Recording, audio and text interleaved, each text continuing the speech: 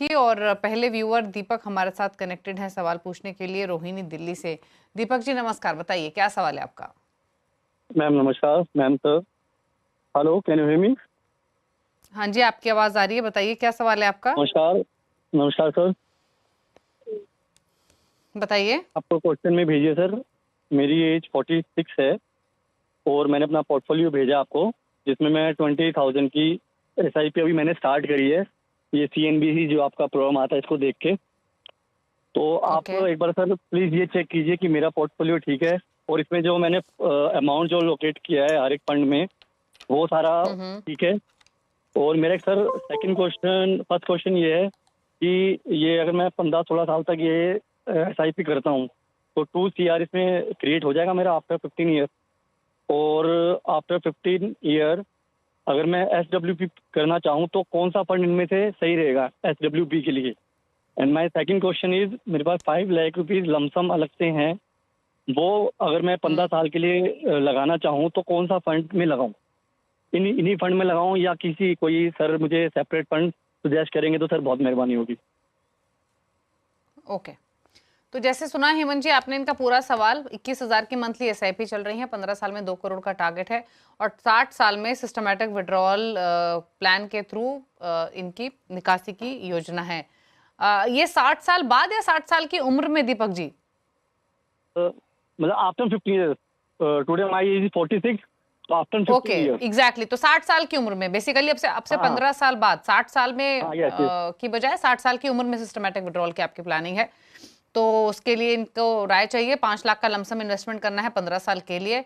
Existing portfolio में बता दूं, ICICI Pru multi asset 6,000 per month, 5,000 per month है पराग पर एक flexi cap, 4,000 per month Nippon large cap, 2,500 per month मोतिरो सल mid cap, Tata small cap है 1,500 per month, SBI gold ETF में 2,000 per month.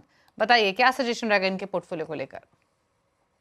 Ji Deepali, I think शुरुआत करते हैं इनके लक्ष्य से लेके। जैसे उन्होंने कहा कि 15 साल के बाद उनको 2 करोड़ का कॉर्पस चाहिए। इनकी जो करंट इन्वेस्टमेंट है 21,000, अगर ये कंटिन्यू करते हैं और अगर हम 12% का रिटर्न एनुअलाइज मान के चलें तो मुझे लगता है करीब 1 करोड़ 30 लाख का कॉर्पस बनेगा। तो ऑब्वियसली गैप है जितना वो कॉर्पस क्रिएट करना चाहते हैं और जितना वो कर पाएंगे। अब उसको पूरा करने के लिए 2 तरीके हैं, या तो उनको अपनी SIP को 14,000 यानी 14,000 से बढ़ाना होगा, या फिर दूसरा तरीका ये है कि अगर वो अगर उनके लिए पॉसिबल नहीं है तो हर साल अपनी SIP को स्टेप अप करना होगा 10% से। जो मुझे लगता है कि वो एक शायद बेटर ऑप्शन हो सकती है उनके लिए। पहली बात तो ये कि उनको प्लान करना है कि किस तरीके से अपनी SIP को वो 10% से स्टेप अप करें, ताकि उनका लक्ष्य जो है पूरा हो जाए।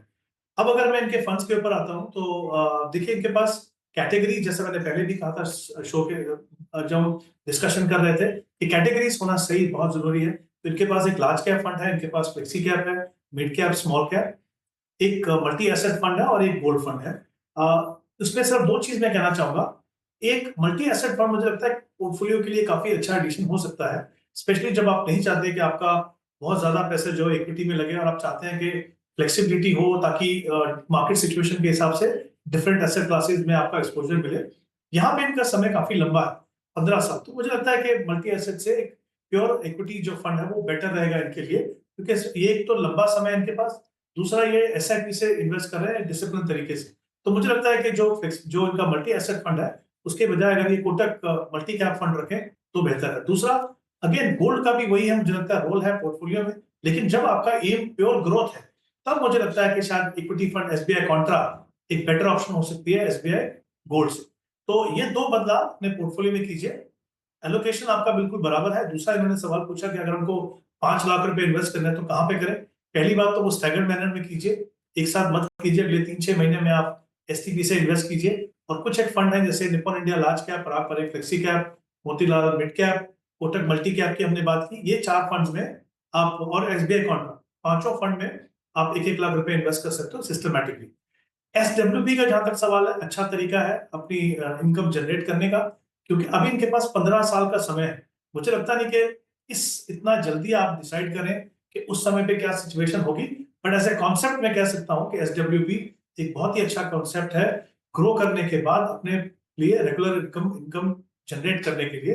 आई थिंक वो आपकी स्ट्रेटेजी बिल्कुल सही है, बट आई थिंक जब हम वहां पहुंचे तब उसके नजदीक जाके हम डिसाइड कर सकते हैं कि किस कैटेगरी और कौन सा फंड होगा जो उनके लिए सुटेबल होगा SWP के लिए। ओके, चलिए, तो ये रही आपके लिए कंप्लीट प्लानिंग जो बताई गई है हेमंत जी ने। नोट कर लीजिए, अगर कोई भी पॉइंट आपने मिस किया है तो आपको 2 फंड से निकलने की सलाह दी गई है, ICICI pru multi asset, SBI gold ETF.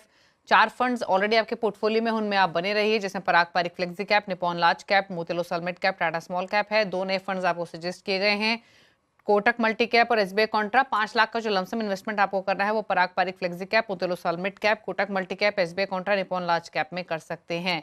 और 3 महीनों में, अगले 3 महीनों में थोड़ा थोड़ा करके आप डालिए, इकट्ठा एक ही साथ डालने की सलाह नहीं है। लक्ष्य के लिए आपको एसआईपी बढ़ानी पड़ेगी। 21,000 की कीजिए, 15% स्टेप अप, 10% स्टेप अप कीजिए, या फिर सीधे 35,000 की कीजिए। ये सलाह है आपके लिए। बात करते हैं अब अगले व्यूअर से। गोपाल स्वरूप सिंह प्रयागराज से हमारे साथ कनेक्टेड हैं। गोपाल जी नमस्कार, बताइए अपना सवाल। बहुत बहुत good evening ma'am. Good evening, पूछिए अपना नमस्कार क्वेश्चन। मैम। जैसा मेरा पोर्टफोलियो पास होगा उसमें जो है 8 फंड मेरे चल रहे हैं, तो ओके, उसमें ये जो है मुझे ये सलाह दें कि क्या ये जो फंड्स हमारे मेरा प्रश्न है कि जो इसमें एक्सपोजर थोड़ा मेरे ख्याल से जो है स्मॉल कैप फंड्स के कुछ ज्यादा हो गए हैं, जो मेरे ख्याल से उचित नहीं है। तो रिटायरमेंट में मेरा जो 3 साल में अभी समय है, तो लगभग 3.5 साल, तो उसके बाद मैंने 1-2 साल तक जो है कुछ मेरे फंड्स आएंगे जो रिटायरमेंट के बाद जो है, क्योंकि मैं गवर्नमेंट एम्प्लॉय हूँ। तो मैं ये चाहता हूँ कि जो है मेरे पास करीब 2030 तक, तो मेरा बच्चा जो कि एजुकेशन कंप्लीट कर लेगा, कुछ उसके सेटलमेंट के लिए, उसके आगे के व्यवसाय के लिए जो भी जरूरत पड़ेगी, तो और अपने भी जो कुछ जो हमारा रिटायरमेंट के बाद प्रॉपर जो हमारा जो है चलता रहे लाइफ जो है सुचारू रूप से। पेंशन तो हमारी गवर्नमेंट से मिलेगी ही, तो कुछ जो पैसे हमारे पास लगभग 1 करोड़ करीब आएंगे, मिलेंगे, तो उसको हम कैसे उसको इन्वेस्ट करें, और अभी जो है जो हमारे फंड है इसमें से कौन सा फंड से इसमें निकल जाऊं जो स्विच कर दूं।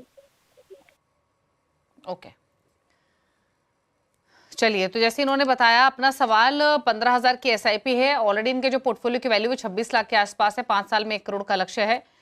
इन्होंने अपने फंड्स बताए हैं, लेकिन जैसे इन्होंने कहा स्मॉल कैप एक्सपोजर को लेकर ये राय लेना चाहते हैं क्या करें, क्योंकि स्मॉल कैप के 3 फंड्स हैं इनके पास। 6,000 के टोटल एलोकेशन इनका स्मॉल कैप में हो रहा है, जिसमें HDFC small cap 2,000, ICC pro small cap और एसबीआई स्मॉल कैप है। इसके अलावा एचडीएफसी का निफ्टी 50 इंडेक्स फंड है, मेरे asset large cap, quant mid cap, Nippon India value और आदित्य बिरला मल्टी एसेट है। 2,000 ईच है इन सभी फंड्स में। टोटल फंड्स इनके पास 8 हैं। क्या सजेशन? ये Deepali, I think 2-3 important aspect. एक तो उन्होंने कहा कि इनको पैसे की जरूरत है 2030 में, तो अगर मैं ये मान के चलूं कि 2030 के अंत में इनको जरूरत है, तो करीब करीब 6.25 साल का समय इनके पास। तो एक तो वो इंपॉर्टेंट है अपना टाइम होराइजन को एस्टेब्लिश करना। दूसरा, 15,000 के एसआईपी के लिए इनके पास 8 फंड है, तो डेफिनेटली बहुत ज्यादा फंड है। मुझे लगता है पोर्टफोलियो को कंसोलिडेट करने की जरूरत है। तीसरा, इनका जो इन्वेस्टमेंट है, अगर ये कंटिन्यू करते हैं इससे, तो करीब करीब 65 लाख का, 65 लाख का कॉर्पस बना पाएंगे। यहाँ पे मैंने उनका जो 26 लाख का जो एक्यूमुलेटेड कॉर्पस है वो भी लिया है, और एसआईपी से कितना रिटर्न जनरेट कर पाएंगे। उसके बाद 35 लाख का यहाँ पे शॉर्टफॉल है, तो मुझे लगता है इनको अपनी एसआईपी को बढ़ाना होगा करीब 35,000 पर मंथ से, अगर ये अपना लक्ष्य 1 करोड़ का पूरा करना चाहते हैं। और ये इसलिए इतना ज्यादा बढ़ रहा है क्योंकि इनके पास बहुत लंबा समय नहीं है, 5, 5.5, 6 साल का समय है, और उसमें भी जब आप एसआईपी से इन्वेस्ट करते हो तो आपका जो एवरेज होल्डिंग पीरियड है वो ऑलमोस्ट आधा होता है। तो आई थिंक इसके लिए उनको एसआईपी अमाउंट बढ़ाना होगा 35,000 से। दूसरा, जैसा मैंने कहा कि इनके पोर्टफोलियो में कंसोलिडेशन की जरूरत है। और दूसरा इंपॉर्टेंट ऐसा एस्पेक्ट ये है, जैसा उन्होंने खुद से कहा कि इन्होंने रियलाइज किया कि इनका स्मॉल कैप में एक्सपोजर ज्यादा है, 3 फंड्स है इनके पास। अगर मैं उनको ऐड करूं तो 6,000 रुपीज इन्वेस्ट हो रहा है 15,000 में से, जो करीब 40% है, यानी 40% एलोकेशन स्मॉल कैप है। जाहिर सी बात है यहाँ पे एलोकेशन कम करने की जरूरत है। एक ही फंड रखेंगे आप, एचडीएफसी का स्मॉल कैप, जहां पे 2,000 रुपए इन्वेस्ट कर रहे हैं। स्मॉल कैप में 2,000 का एक्सपोजर एक फंड से, जो 4,000 जो बचेगा बाकी, वो एक अच्छा मल्टी कैप फंड लीजिए आप। क्योंकि मल्टी कैप में तीनों सेगमेंट में आपको एक्सपोजर मिलेगा, large cap, mid cap, small cap. I think एक बहुत ही बेहतरीन कैटेगरी ऑफ फंड है, उसमें आप एक फंड देख सकते हैं, Nippon India multi cap fund. एक और बदलाव मैं इनको रिकमेंड करूंगा, ये चाहे तो इसको एक्सेप्ट कर सकते हैं, वो है क्वांट मिड कैप की जगह में अगर आप मोतीलाल ओसवाल मिड कैप रखें तो मुझे लगता है वो बेहतर चॉइस होगी। तो एक फंड में बदलाव, और दूसरा, जैसा मैंने कहा कि 2 फंड अपने जहां पे एसआईपी चल रहा है कि स्मॉल कैप का, वो बंद करके एक अच्छा मल्टी कैप फंड जो निपॉन इंडिया मल्टी कैप हो सकता है, वो करने की जरूरत है। ओके, चलिए, ये आपके पोर्टफोलियो को लेकर सलाह दी गई है गोपाल जी। अकॉर्डिंगली आप बदलाव कर सकते हैं। कुछ फंड्स आपको नए सजेस्ट किए गए हैं। 2 फंड से निकलने की सलाह है, 3 फंड से इनफैक्ट, जिसमें ICICI Pru small cap, SBI small cap, quant small cap है, Nippon India multi cap, मुत्तोसल mid cap और उनकी जगह ऐड कर सकते हैं। तो स्मॉल कैप में 40% तक का आपका एक्सपोजर है, उसको कम करने की सलाह दी गई है। चलिए रुक